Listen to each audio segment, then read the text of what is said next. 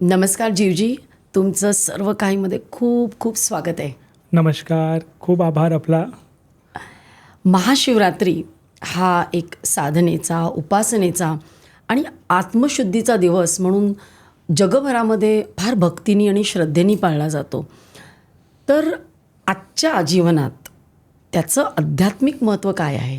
खूप महत्त्वाचा प्रश्न आपण विचारतायत आणि खरोखरच जे आपले व्ह्यूवर्स आहेत त्यांच्यासाठी आजचं जे पॉडकास्ट आहे, प्रामाणिकपणे समजून घेणे. महाशिवरात्री आणि एक शिवरात्रीही असतं, आपल्याला माहिती आहे की दर महिन्यात ते येतं आणि तसेच वर्षात एकदा येणारा महाशिवरात्री. पण थोडंसं पाठी जाऊन समजून घ्यावं की हे महाशिवरात्री का, हे पर्व का साजरा केला जातो. तर असे 3 घटना आहेत. अजूनही खूप घटना आहेत, पण 3 महत्त्वाचे घटना आहेत आणि तीनही घटना आपण बोलू शकतो की ते मॅच करतो आणि त्या कारणामुळे ते महाशिवरात्रीचा पर्व आपण साजरा करतो. तर सर्वात मोठी गोष्ट आहे की ब्रह्माजी आणि विष्णूजी यांना एक प्रश्न पडला की सर्वोच्च कोण आहे, सर्वात मोठा कोण आहे. आणि जेव्हा हे प्रश्न पडला तेव्हाच एक अग्निस्तंभ, त्याच्यामध्ये ज्योतिर्लिंग तुम्ही म्हणू शकता, पहिल्यांदाच प्रकट झाला त्यांच्यासमोर. आणि ते ज्योतिर्लिंग, ते अग्निस्तंभ पहिल्यांदा ज्या दिवशी प्रकट झाला त्यांचं उत्तर देण्यासाठी की ह्याच्या टोकापर्यंत जो पोचेल तो सर्वोच्च, तो सर्वात मोठा. आता ही एक खूप मोठी गोष्ट आहे. पण त्या दिवशी, ज्या दिवशी ते अग्निस्तंभ म्हणजे ज्योतिर्लिंग या विश्वात पहिल्यांदा प्रकट झाला, तिकडून हे महाशिवरात्रीचा पर्व साजरा केला जातो. कारण की आपल्यासाठी म्हणजे शिवतत्व जे आहे त्यांचं जे निराकार स्वरूप आहे ते ज्योतिर्लिंगमध्ये जेव्हा पहिल्यांदा आला, त्या हिशोबाने आपण एक महाशिवरात्रीचा पर्व साजरा करतो. मग त्या दिवशी ते तत्व जागृत होतं का? जागृत होतो. तसेच आपल्याला माहितीच आहे की माता पार्वती जप तप उपासना करून शिवजींना म्हणजे एक जीवनसाथी म्हणून, है ना, एक लाईफ पार्टनर म्हणून जे जप तप साधना केले ते जे फलित झाला है ना, ते साध्य झाला.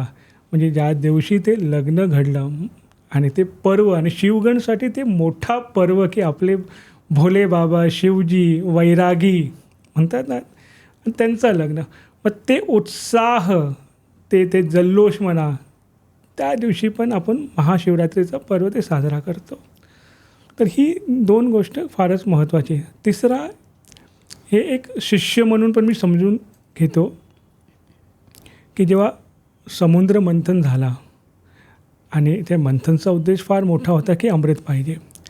पण अमृत पाहिजे तर सर्वात पहिला जे निघालं ते विष, ते हलाहल विष म्हणतात तसं.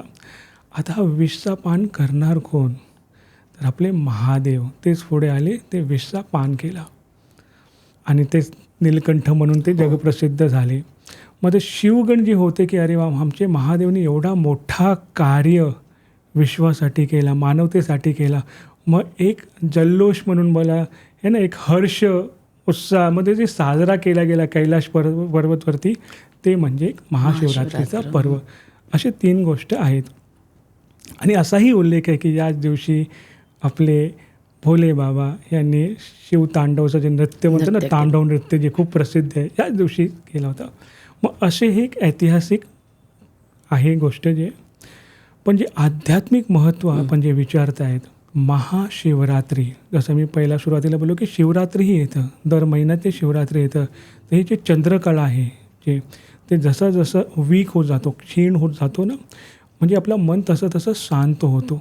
तो दर महिन्यात ते येणारा शिवरात्री म्हणजे असा की त्या दिवशी, शिवरात्रीच्या दिवशी आपण ध्यान तप, कारण की ते तसं जे एन्व्हायरमेंट तुम्ही बोलू शकता एवढा आपल्यासाठी अनुकूल असतो की तुम्ही त्यावेळी ध्यान करणार, मन शांत आहे म्हणजे ध्यान लागतो.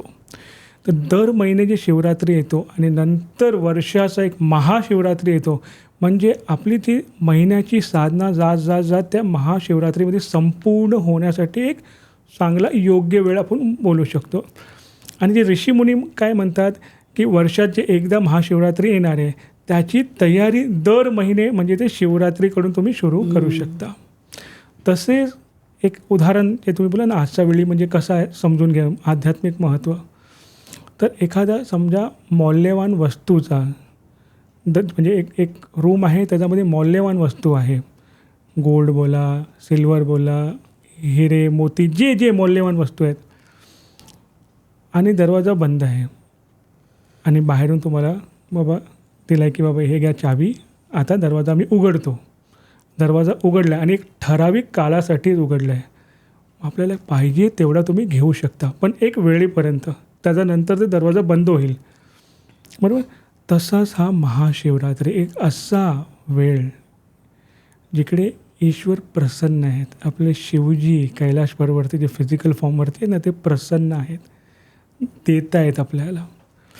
तसेच हा जे वेळ आहे, एक निश्चित जे वेळ येतो, तुम्ही जे जप, ध्यान, साधना जे करतायत, मग अशी ऊर्जा आहे की ते साध्य होण्यासाठी, एक सहजपणे साध्य होण्यासाठी, कारण की तुमचं मन शांत झालेलं आहे ना.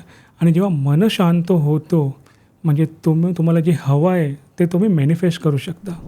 ही क्लिप तुम्हाला नक्कीच आवडली असेल, कारण ती अतिशय अर्थपूर्ण तर आहेच. संपूर्ण पॉडकास्ट बघण्यासाठी सर्व काहीच्या पॉडकास्ट चॅनलला भेट द्या आणि सर्व काही क्लिप्स चॅनलला सबस्क्राईब करायला विसरू नका.